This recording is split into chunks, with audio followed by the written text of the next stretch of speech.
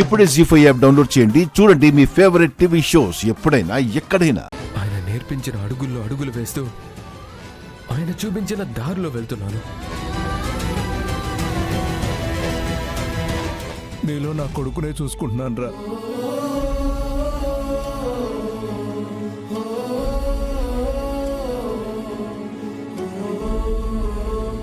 మనం 25 సంవత్సరాలు మీ నాన్న జ్ఞాపకాలతో బతికేశాం.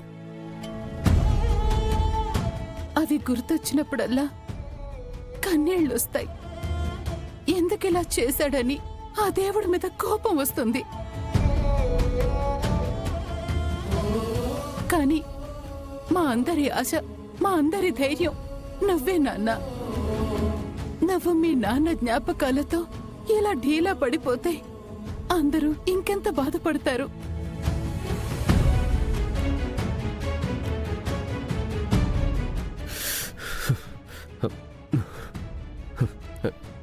లేదమ్మా, నాన్న గుర్తొచ్చారంతే.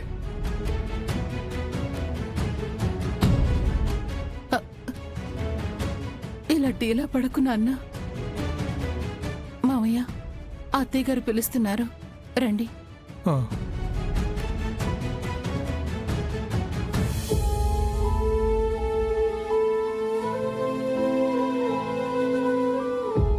అమ్మా, మీకెవరికి నాన్న మరణం గురించి ఆ నిజం చెప్పను. ఇప్పటికీ నాన్న దూరమై చాలా బాధను అనుభవిస్తున్నాను. అలాంటిది మీతో మళ్ళీ ఆ రహస్యం చెప్పి అలజడి పెంచను. కానీ మా అమ్మకి నాన్నని జ్ఞాపకంగా మార్చిన వాళ్ళని, మా తాతయ్య వాళ్ళకి నాన్న మరణంతో తీరని గాయంలా, ముగింపు లేని శోకంలా చేసిన వాళ్ళని నేను వదలను.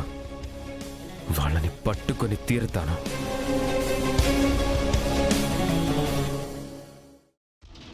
యమునా, యమునా! ఏంటొదినా పిలిచారు? పెళ్లికి మన ఫ్యామిలీ ఫ్రెండ్స్ అందరినీ పిలిచావా? పిలుస్తున్నాను వదినా. ఫోన్ చేసి ఒక్కొక్కరికి చెప్తున్నాను. అసలు పెళ్లి అన్న విషయం మర్చిపోయావా?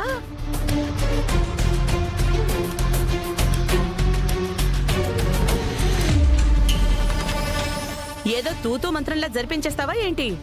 నా కూతురి పెళ్లి సమయం లేకపోయినా అంగరంగ వైభవంగా జరగాలి.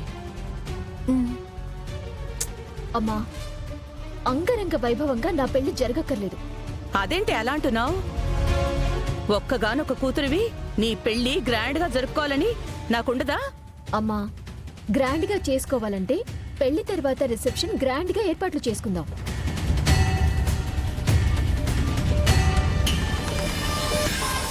అదేంటమ్మా సహస్ర, పెళ్లికి ఎక్కువ సమయం లేదేమోనని ఏర్పాట్లు చేయలేమని అలా అంటున్నావా? నాకు ఆ ఏర్పాట్లు హంగామా ఏమీ అక్కర్లేదత్తయ్య. చాలా సింపుల్ గా మన ఫ్యామిలీ నలుగురు నా పెళ్లిలో ఉంటే చాలు. అదేంటే ఎందుకలా అంటున్నావు? అమ్మా, ముందు బావతో పెళ్లి ఏ ఆటంకం లేకుండా జరగాలి. ఆ తర్వాత మిగిలినవన్నీ ఆలోచిద్దాం.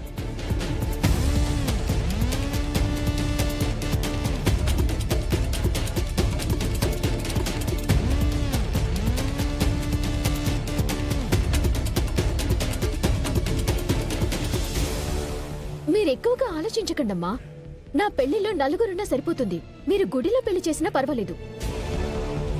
బావతో నా పెళ్లి జరిగి బావ నా మెళ్ళో తాళి కడితే అంతే చాలు. సరే పద్మాక్షి, దాని కోరిక ప్రకారమే పెళ్లి సింపుల్గా చేద్దాం. అలాగే, రిసెప్షన్ మాత్రం మన స్థాయికి తగ్గట్టుగా చేద్దాంలేండి. ఉమ్. త్వరలో నేను కదా పెళ్లి, హడావుడిగా ఏర్పాట్లన్నీ చేయాలి కదా. ఆ పని చూడండి. సరే వదినా, అలాగే.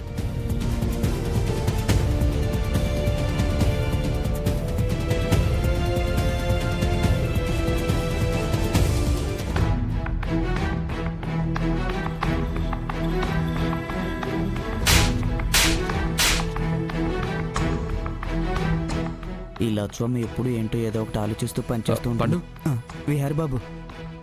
ఏంట్రా అది? విహారి బాబు, లక్ష్మికి చేయగలింది కదా.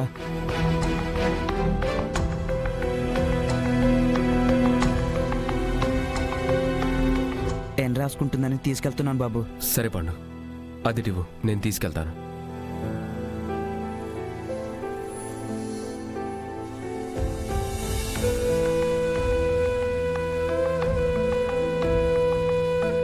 నా కూతురి పెళ్ళంటే కళ్ళల్లో నిప్పులు పోసుకుంటున్నావు కదే.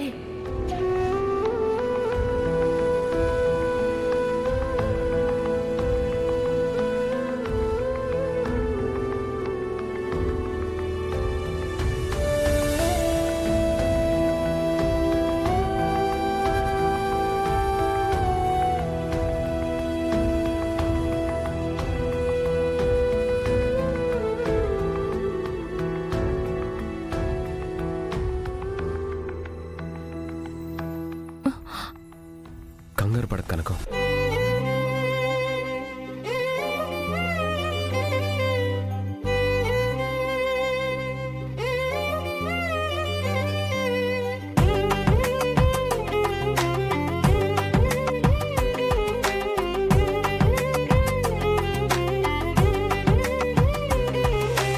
ఈ బంధం హృదయాలను వెలిగిస్తుందా, విధి పందెం చిరుకలలను చిదిమేస్తుందా?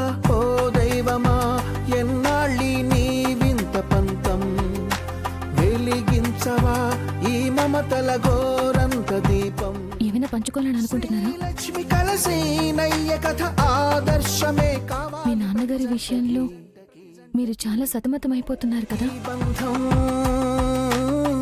హనుమయ్యే బాధని గాని భారాన్ని గాని పంచుకుంటేనే తగ్గుతుంది. ఆ జానకి రాముల జంటకు ప్రతిరూపం. పొద్దున్నుంచి ఆ విషయం ఎవరికీ చెప్పలేక, ఎవరితోనూ పంచుకోలేక నాతో నేనే చాలా ఇబ్బంది పడిపోయాను.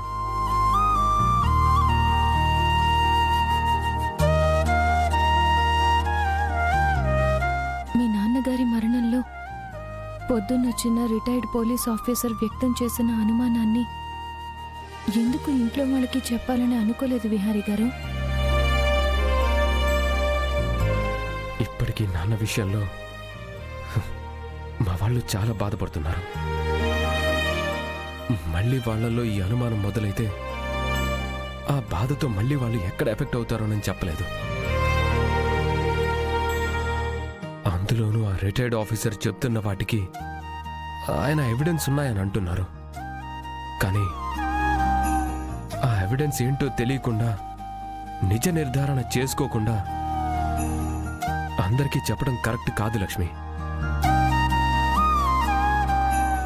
అవును విహారీ గారు, ఒకవేళ ఆఫీసర్ మాటలు ఓన్లీ అనుమానమే అయితే అందరూ బాధపడాలి. అందుకే ముందు నాన్న మరణానికి సంబంధించి ఆయన ఎంక్వైరీ చేస్తానని చెప్పారు. ఒకవేళ ఆయన ఎంక్వైరీలో నిజంగా నాన్నది అనుమానాస్పద మృతి అని బలంగా ఎవిడెన్స్ దొరికితే అప్పుడు నా వైపు నుంచి ఎంక్వైరీ చేస్తాను. జీ5 యాప్ డౌన్లోడ్ చేసి అన్ని ఎపిసోడ్స్ పూర్తి ఉచితంగా చూడండి.